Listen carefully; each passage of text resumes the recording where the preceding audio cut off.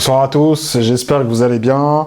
Écoutez, on se retrouve aujourd'hui pour le débrief un peu tristouné du match entre l'Atalanta Bergame et l'AC Milan. Score final 3-2. C'était quand même un match, il faut le dire, c'était quand même un match où il y a eu beaucoup de buts.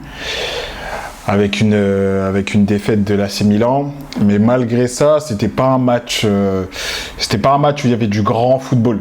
Vous voyez, il y a eu beaucoup de buts parce qu'il y a eu beaucoup d'erreurs défensives, il y a eu beaucoup de trous au niveau de la défense et des manquements. Mais sinon, en termes de jeu footballistique, c'était pas vraiment un grand match de foot. En tout cas, de mon point de vue, je trouve pas que c'était un grand match de foot. Une nouvelle défaite du Milan. Et pourtant, le nul, on le tenait, plus ou moins. C'était chaud. On s'est fait marquer en premier. On a su revenir. Ensuite, un 2-1. On a su revenir. Et ensuite, après, ils nous ont crucifié avec cette magnifique talonnade pendant les arrêts de jeu. En fait, tout simplement, c'était pendant les arrêts de jeu. Donc voilà. Pour revenir, comme d'habitude, un peu sur les points positifs et les points un peu moins positif, plutôt négatif. Point positif, dans un premier temps, Jovic. La semaine dernière, j'ai pas pu vous faire une vidéo sur le match de la semaine dernière, malheureusement parce que j'étais en déplacement. Mais là, c'est son deuxième but d'affilée. Ça lui donne confiance. Et c'est pour ça qu'on dit que le football, c'est vraiment que du mental, parce que voilà, à partir du moment où tu commences à marquer, tu commences à ouvrir ton compteur de buts. Après voilà, ça donne des ailes, tu tentes plus de choses, tu es de plus en plus à l'aise. C'est pour ça que je dis que c'est important de faire jouer les jeunes recrues, les nouvelles recrues, pour qu'ils aient ce besoin justement, ou pour qu'ils développent justement cette envie de jouer et de bien faire. Donc Jovic, honnêtement, je trouve qu'il a fait une bonne entrée avec un bon but. Je pensais vraiment que ça allait être le but final, du 2-2. Dommage pour nous qu'on s'est fait rattraper, mais sinon dans la globalité, je trouve qu'il a fait un bon match. Ensuite, le deuxième top, je dirais Bennacer. Pareil, l'entrée de Bennacer. Pareil, j'avais pas pu voir le match la semaine dernière. Là, ça m'a extrêmement fait plaisir de voir Bennacer. On aime Reijnders, on sait que Reijnders il est bon, mais voilà, le fait de voir un Bennacer au top de sa force, c'est rassurant. Voilà, niveau technique, il n'y a pas à dire, quand il prend le ballon, il est rassurant, il sait comment jouer, il sait comment orienter le ballon. Honnêtement, il n'y a absolument rien à dire. J'espère juste qu'il va prendre en puissance au fur et à mesure qu'il va retrouver un peu plus de rythme, un peu plus de minutes de jeu au fur et à mesure que les matchs vont couler. Dans tous les cas, en Ligue des Champions, il n'est pas inscrit sur la liste de Ligue des Champions. Donc, il n'aura que la Serie A et la Coupe d'Italie pour s'exprimer. Mais Bennacer, honnêtement, une bonne entrée, un bon état d'esprit. Voilà, c'est un joueur qui a la grinta, qui lâche rien, qui est toujours prêt à tout. Et voilà, bon, même si là je viens de repenser, je sais qu'il y aura la CAN aussi, pareil, il va manquer la CAN pendant quelques temps. Mais voilà, son retour, bienvenue à toi, ça fait toujours du bien. Et en fait, là, on se rend compte que le milieu de terrain, il peut être joli. Il peut être joli avec Reijnders, avec Reijnders et Loftus-Cheek. Et en plus de ça, Bennacer en maître d'armes. La seule crainte que je peux avoir, c'est que le fait que Bennacer soit là laisse peut-être un peu moins de liberté à Reijnders. Et Reijnders, il avait l'habitude justement de descendre très bas, d'avoir un peu plus de liberté. J'ai peur que le fait que Bennacer revienne, ça enlève un peu plus de liberté à Reijnders. Après, je sais pas le plan tactique, comment est-ce qu'il va jouer, est-ce qu'ils veulent faire deux pivots assez bas, ou est-ce qu'entre guillemets on va rester sur un pivot bas qui va être Bennacer et ensuite sur les côtés avec un Loftus-Cheek et un Reijnders. Mais très bonne entrée et ça fait plaisir de le voir. Ensuite, dernier top, ça va être Mike Maignan. Mike Maignan, il a fait un excellent match. Il s'est pris des buts, malheureusement, qu'il ne pouvait pas forcément louper, enfin, qu'il ne pouvait pas forcément arrêter. Mais par contre, il nous a fait des arrêts qui étaient compliqués à faire. Et pour ces arrêts-là, merci. Merci pour la régularité, pour les arrêts exceptionnels qu'il peut nous faire de temps à autre. Enfin, bien souvent d'ailleurs. Mais voilà, là, c'était vraiment les trois tops que je vois dans cette équipe à l'heure actuelle.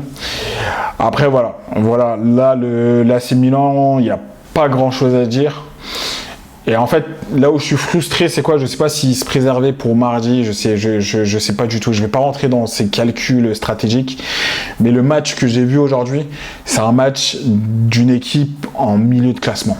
C'est pas le match d'une équipe qui joue la Ligue des Champions, qui est en tête de son championnat ou qui joue les premières places de son championnat, qui est sur tous les tableaux. Non, là le match que j'ai vu, c'est vraiment un match d'une équipe qui est 10e, entre la 15e place et la 8e place, vous voyez. À ce niveau-là, ça serait une bonne équipe parce que l'Atalanta elle était prenable. Honnêtement, l'Atalanta, elle était largement prenable. C'était pas une grande équipe. Et là d'ailleurs, ça me fait rire parce que là il y avait De Ketelaere et De Ketelaere, il a vraiment pas changé. Hein. Il a loupé des grosses occasions. Ils auraient vraiment pu alourdir le score. Mais bizarrement, c'était pas une grosse équipe l'Atalanta. Et je pense que et d'ailleurs, ce qui est bizarre avec l'Atalanta, c'est quoi? C'est que, et c'est pas que l'Atalanta, c'est même les autres équipes, les grandes autres équipes italiennes et même européennes, j'ai envie de dire, c'est qu'ils ont un bon numéro 9. Je vais pas jeter la pierre sur Giroud. Giroud, il fait ce qu'il peut. Mais tant qu'on n'aura pas de jeunes, puissants, athlétiques numéro 9, on ne sera pas bon sur l'échiquier. Jovic, pour moi, pour l'instant, il n'est pas encore titulaire indiscutable. Même si c'est un bon super sub, mais c'est pas un titulaire indiscutable. Là, on a besoin d'un Osimhen, on a besoin d'un. Aujourd'hui, là, Lookman, il était énorme aujourd'hui. Même si des fois il loupait des ballons, mais en fait, sa présence physique, le fait de rentrer dans la tête des défenseurs, avoir un attaquant comme ça, de cette envergure, de ce charisme qui arrive à rentrer dans la tête des joueurs adverses, des défenseurs adverses, mais c'est ça qui nous manque. Un joueur puissant qui peut aller au contact. Giroud, des fois, j'ai l'impression qu'il n'a plus d'énergie. Encore une fois, je ne jette pas la pierre sur Giroud, c'est juste que j'ai l'impression des fois il a plus d'énergie, il a plus de gaz. Bon, des fois il arrive à bien combiner, en jeu de tête il est toujours bon, mais il n'a pas la grinta d'un joueur qui a la dalle. Ça fait plusieurs temps qu'il a. Là, Giroud il a bien mangé, mine de rien. Mais bon, ça c'est un autre débat, on verra ce que la direction fera avec Pioli. Mais voilà, honnêtement, match mitigé, on perd des points. Après, heureusement que le Napoli hier ont perdu. Donc, il y a quand même la AS Roma qui peut revenir à quelques points à quelques points de nous.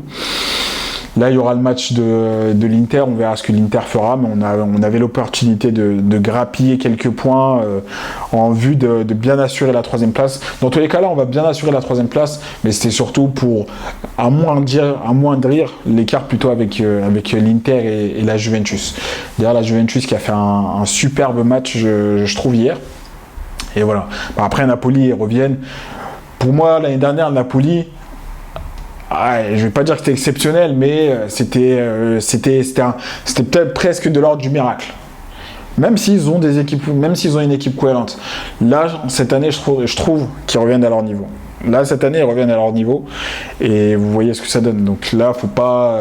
Napoli, c'est pas une grande équipe. Guevara, il commence à s'éteindre complètement. La connexion qu'il y avait entre Guevara et Osimhen, je sais pas ce qui s'est passé. Si depuis les conflits qu'il y a eu avec Osimhen, il s'est passé...